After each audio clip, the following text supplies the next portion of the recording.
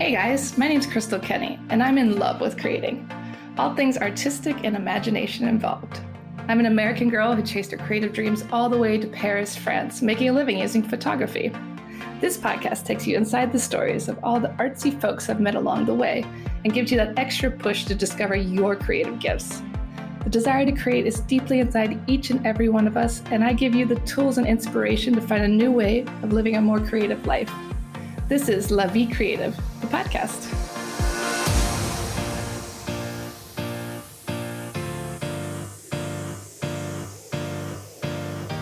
Today on the show, I interview Ryan Egan. He's an American artist and songwriter living in Paris, but originally from the East Coast.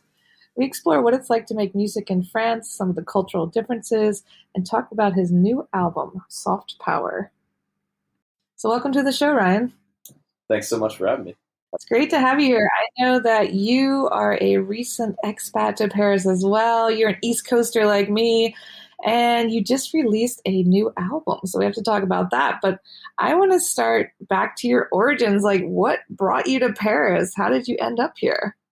Yeah, it's a pretty unlikely life trajectory for someone growing up in a small suburb of New Jersey. It's also, something that I don't take for granted. I'm pretty grateful for because I love my life here. It's now been 3 years since I moved here, and so I grew up in New Jersey, and then I was living in New York City for almost a decade, where I met my now wife, who is from Paris, and over our years living together in New York, Paris just over the years became a home away from home. And I was just visiting, meeting family, going to weddings, kind of vacationing every year and learning the language. And, petit à petit, it just became it was a very, I wasn't always considering it for a move, but over time, I just realized how much of a legitimate option it was for trying out another place in the world and setting up shop. And I had so many friends and people around me by then. And so, after a while, it just became enticing, and it's been a nice lifestyle change from there. It sounds like you moved here right at the beginning of the pandemic. Exactly. Oh gosh, what a tough time. Wait, had the pandemic been happening, or you just got on a plane right before they closed the borders and all the craziness?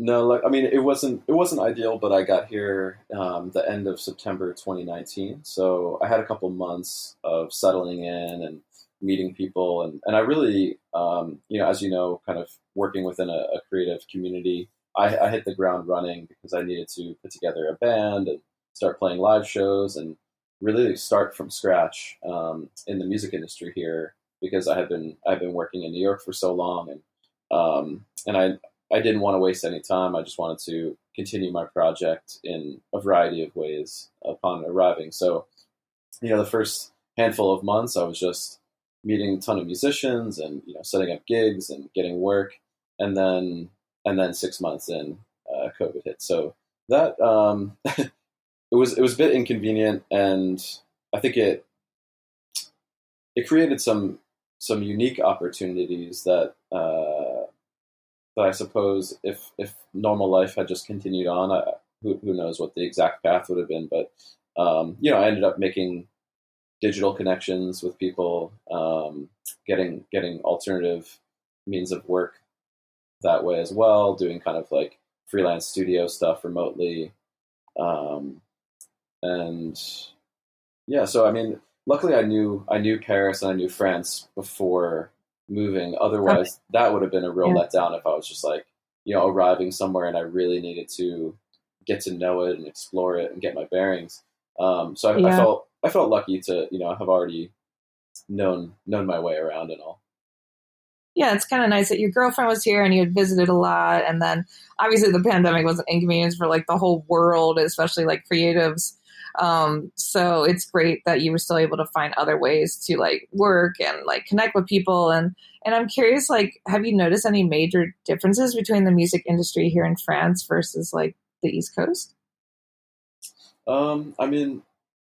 I think the local music scene is comparable, though smaller. I think that there's a lot of, in terms of the kind of music that I do that's in the sort of indie rock or pop world, um, that feels, while smaller, it feels similar in terms of the types of venues that I can play, and the community of fans and musicians. Um, Music industry wise, it feels a lot more accessible, um, because again, it's smaller. So you have representation from all the major labels and press and whoever, but just kind of smaller operations here in a lot of cases. And so I always felt, and I think this also has to do with being a foreigner somewhere.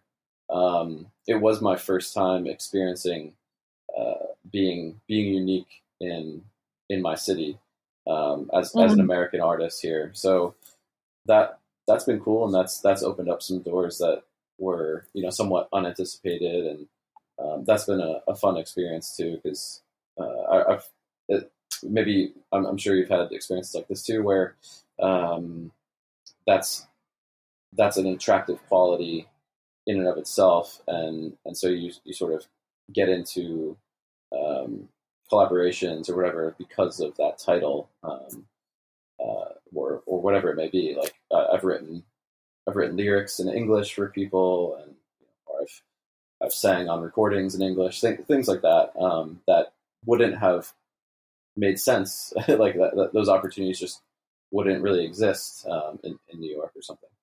So that's been cool. Yeah, it is. Like, I remember when I first moved here, I thought I didn't have any French skills when I moved here, and I thought, oh no, I'm not going to get any work, and like everyone's going to hate me, and I should learn French faster. And it actually, like you said, it turned into a lot of opportunities because they wanted English speakers for certain things. And a lot of people who dream of moving here, they always say to me, oh, but I don't speak French. And like, I really don't think that should hinder people because, as you just said, sometimes it can like help you.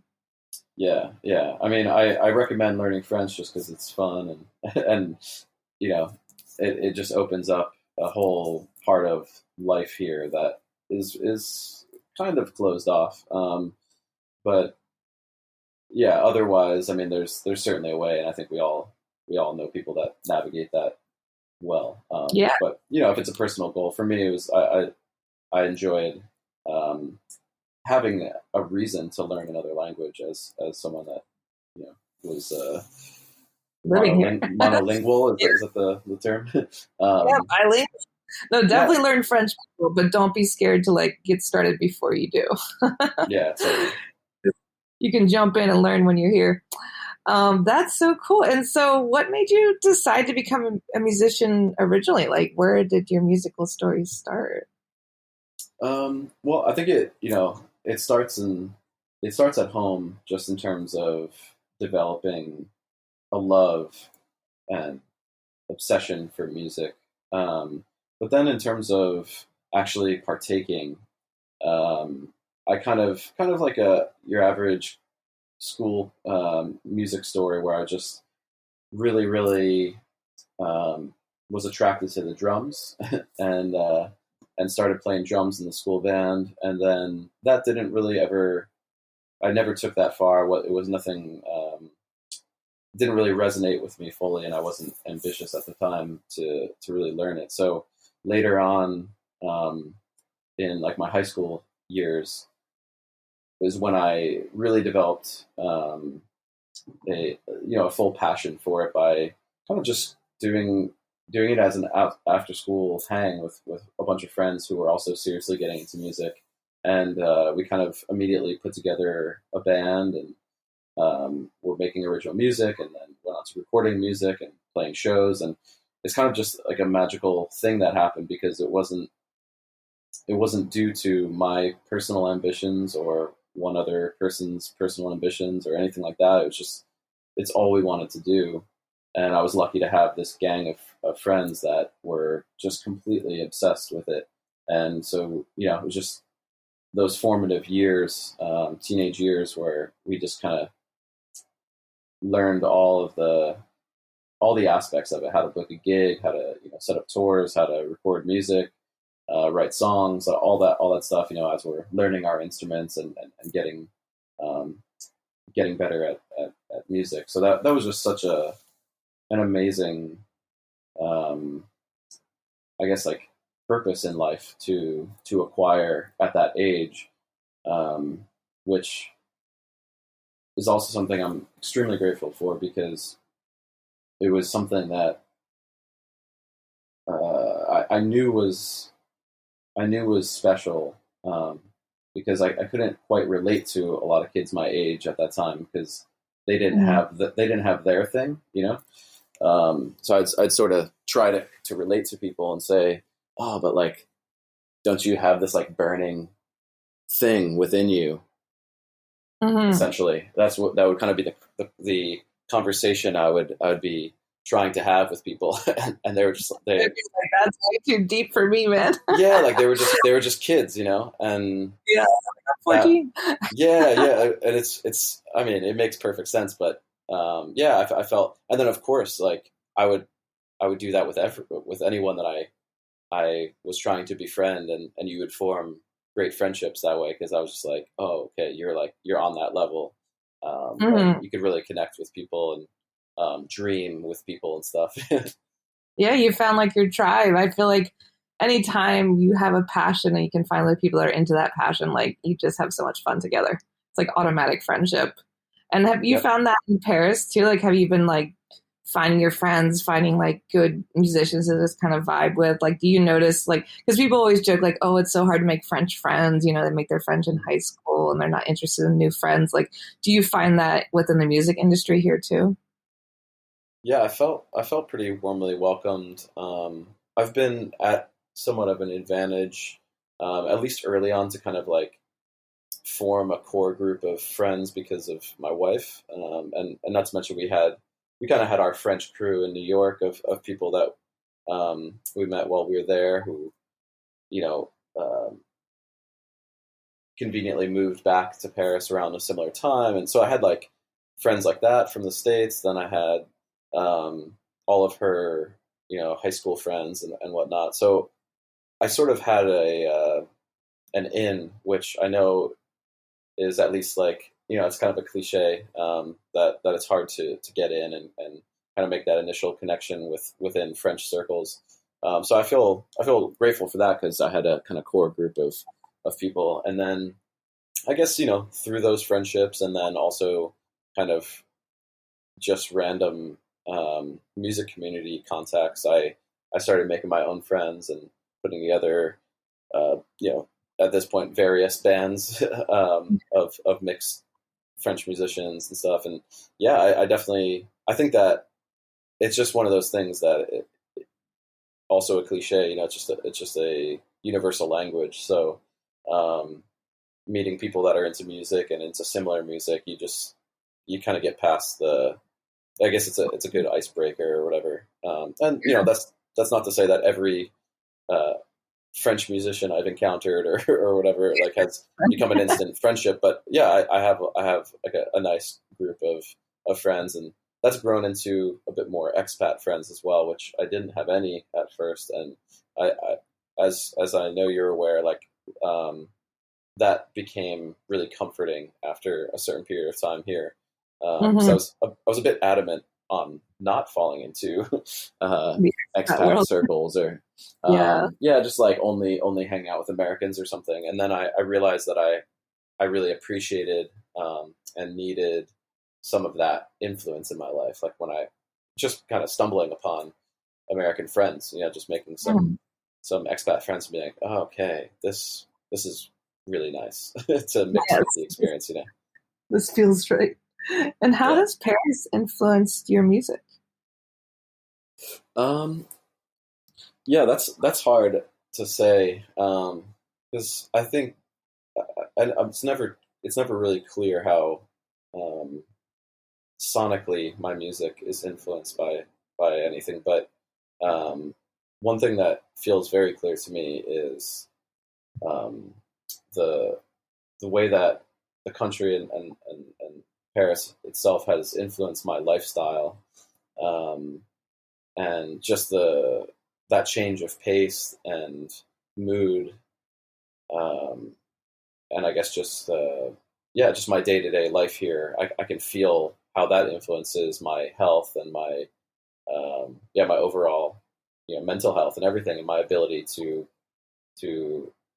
function creatively. So Yeah. I'm really happy, except for in the winters, like we said. Uh, um, except for in the winters, those are tough. But Yeah. overall, I'm just really happy here. So I find that's pretty crucial for my creative output. Do you find that you're more creative living here than you were in New York? Do you feel like as a healthier artist here, like more inspired?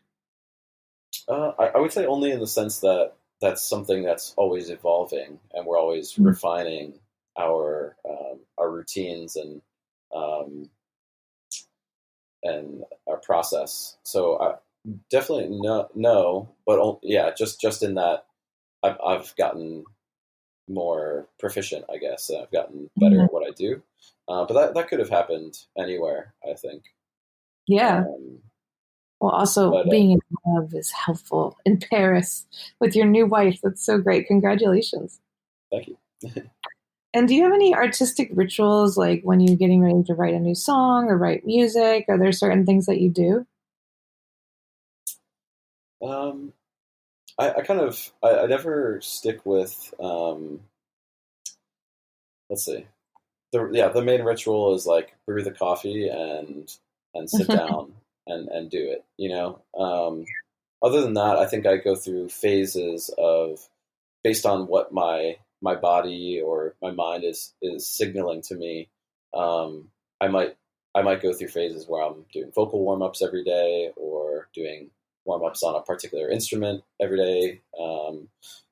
And sometimes that will be a thing that gets me flowing better and gets me more flexible um, on a particular instrument or whatever. But I think really the most consistent ritual is just showing up. So my day today would be sitting down at my studio and putting my fingers down on a keyboard or on guitar and just improvising.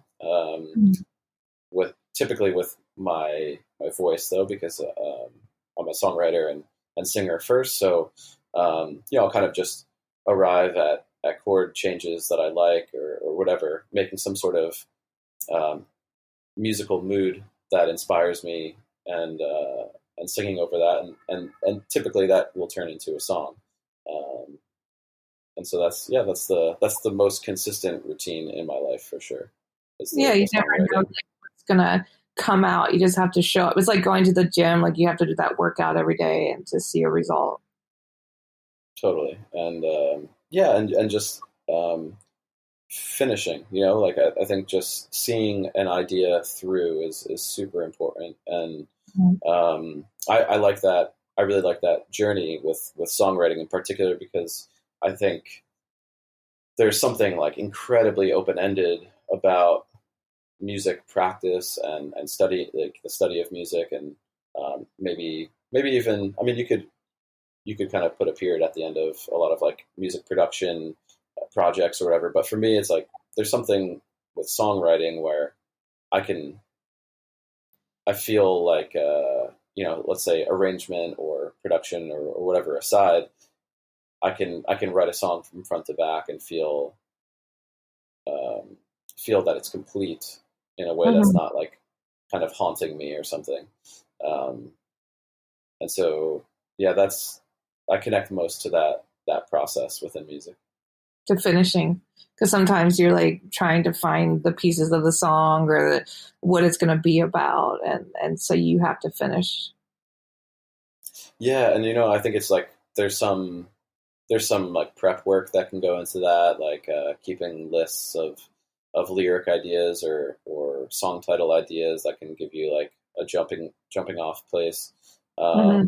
Stuff like that will help in that regard. But yeah, just for me, it's like um, I've spent many years not knowing how to complete a song. When I was younger, and so just pushing myself through it now. It's like it could be something that I do in an hour, it could be something that I do in 8 hours. Um, but I know how to finish a song. Do you know when it's good? Like, do you ever finish a song and you're like, this is going to be a hit? Or do you just, you're not sure how people are going to react?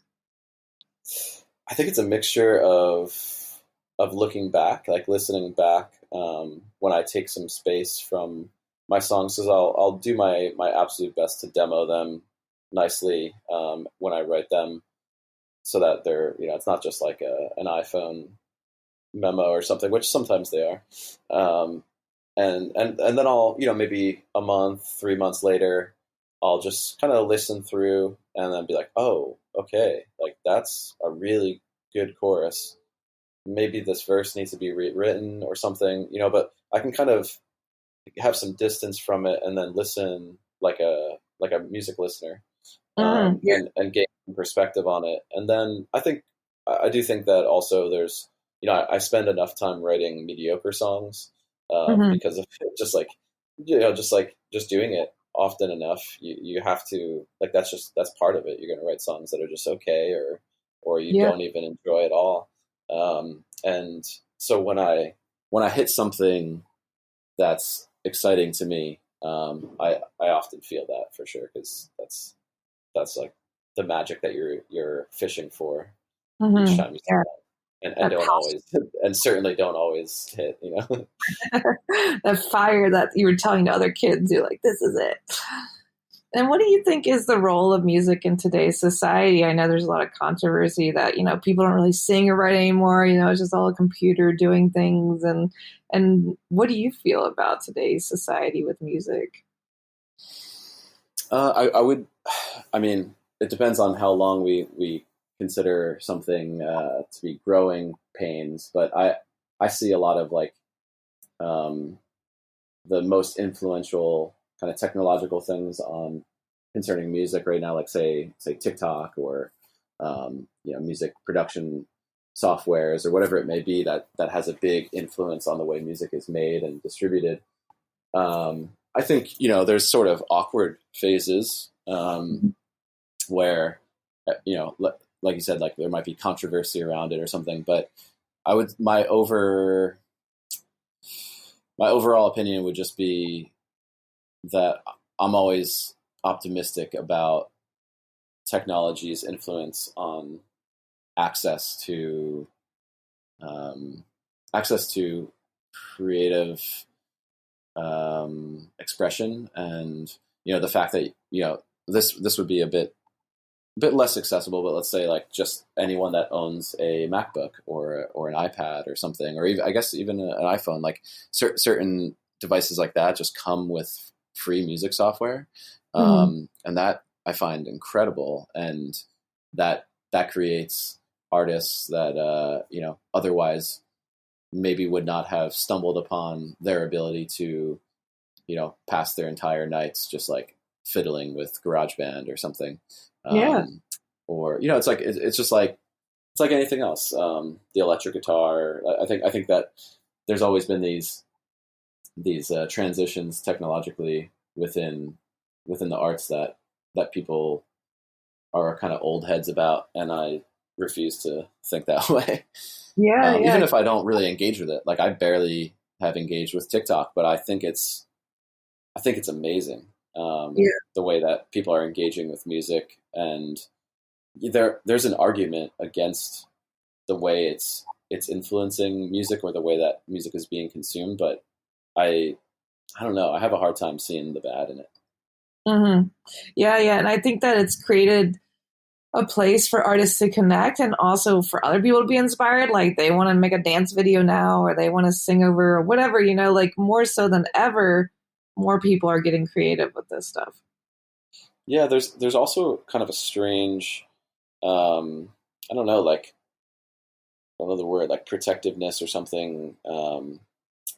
Probably because a lot of artists are insecure or whatever, but like this sort of sense of like, oh, well, if like everyone's making music, then, what about the real artists, and I just can't disagree with that more. And I think it's beautiful if everyone is able to express themselves creatively. I think that we all do already to varying degrees, be it how we, dress ourselves in the morning, or how we decorate our walls, or it could be anything, like these little tiny opportunities for creativity or artistic expression in day-to-day life. And I think that music is not really any different. And you see that in other cultures. You see how that kind of, how music can play a more daily, average role in people's lives. And I think that there should be a more open-mindedness towards that, maybe from the Western world or something. I don't know who the culprit is, but at least, like let's say like Western musicians or something. Like, it seems like maybe there's a little, they feel threatened or something, and I don't feel that. Coming from a place of scarcity. And how do you define creativity? Let's see. I think ultimately it's a state of mind. And it's this sort of state of mind when confronted with empty space or the blank page or whatever that is to you, for the type of art form you engage with. It's a state of mind to be able to approach that confidently and bring something out of thin air, and fill space with your own vision, your own ideas, whatever it is. And I think it becomes very clear that creativity is this sort of visceral muscle that needs to be exercised. Is that the right word? Visceral. It's a different process, but you realize that every time you stare at the blank page and then allow your fingers to start typing or whatever it is, or that empty, silent room that you're now singing and filling it with melody. Each time you do that, you figure out how to express yourself more articulately or more melodically or whatever it may be, and occupy that space in a way that hopefully resonates with people or makes them feel good or makes them feel. So I guess that would be my long-winded definition of creativity. I like it. And tell us about your new album, Soft Power. It just came out. Tell us about the album, making the album, where people can listen. Yeah, totally. I'm really happy about that, because it's the first full-length album I've put out for this project. Prior to that, I had some EPs released and singles, and I was playing a lot of live shows and stuff. But this was my first attempt at doing a larger body of work that I felt was cohesive and had a broader vision.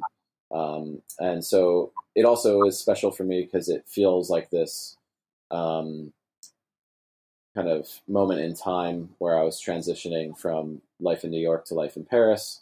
And of course, the pandemic is a big part of that transition. So about I guess like 60% of the album was written during the first lockdown, and then there's some other music that kind of came with me overseas as well. So it's just a point in time that it's special to me. A lot of songs that I'm really proud of, and then in the winter of late winter of 2021, I went back to the States and made the album. So I worked with a great producer and an artist in his own right named Kevin Basco. And so we worked mostly in Philly at his studio, where the two of us did about 70% of the recording and arranging, playing all the instruments. And then what was really fun for me as well was just kind of cruise around the tri-state area between Philly, New York, and New Jersey and record some friends. I had some buddies in my band in New York play bass and guitar. And then I had an old friend from New Jersey who arranged all the horns that are on the album and played all the horns.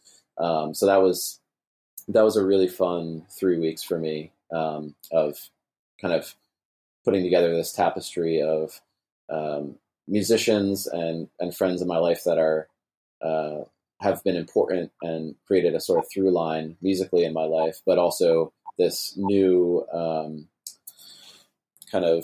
this new unknown territory of working with Kevin, the producer, and us just kind of creating something from scratch, having never worked together, having never met each other before diving into it. So that was a really cool, like, I don't know, first date butterflies experience of like, I lived with him for 2 weeks and we luckily liked each other and were able to make something interesting together. Yeah, no, definitely. I listened to the album. It sounds great. And I can't wait for everyone to hear it. And we're going to end this series with one of your songs. So I'm sure listeners will enjoy that too. And where can people connect with you online and have a listen for themselves? Yeah, so to hear the new album, Soft Power, or my past releases and future releases, you can find me on any platform that you listen to music. So Spotify, Apple Music, Deezer, wherever. And then I am also across socials at this Ryan Egan, THIS, this Ryan Egan. Yeah. Perfect. We'll share that in the show notes, and make sure you go out and have a listen to Ryan's new album. Support artists, guys. And thank you so much for coming on the show. Thank you so much for having me.